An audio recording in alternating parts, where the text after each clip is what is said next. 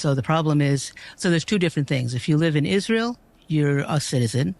And so they can live there and work, but there's sort of some petty grievances that people might have.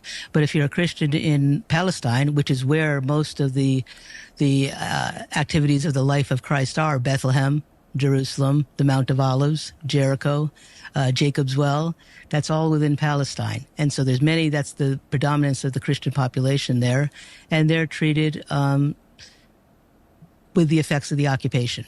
Hold on, right here. Let's do some correcting. This is why I say she's disingenuous.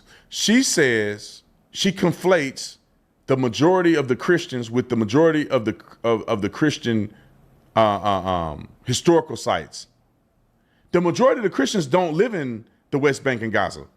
We know that, right? There's 100,000 plus Christians that live in Israel, 1% of their population. How many do you think live in West Bank? 50,000. How many do you think live in Gaza? Around 1,000. Majority of Christians don't live in the West Bank. They don't live in Palestine.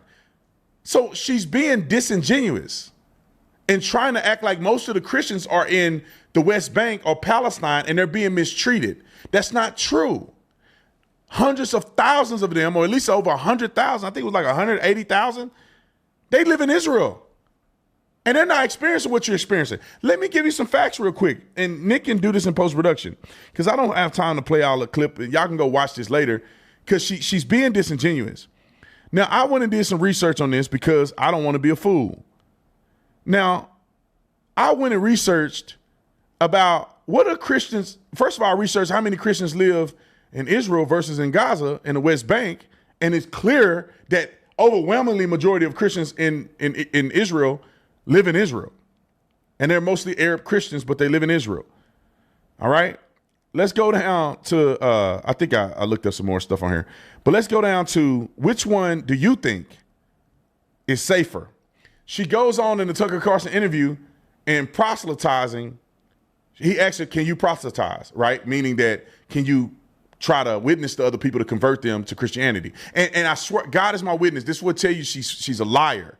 This is why I lose trust with people like this. She go, well, no, it's not that I know of. No, it's illegal. You cannot proselytize in the West Bank or Gaza. It's illegal. According to the laws, it's illegal.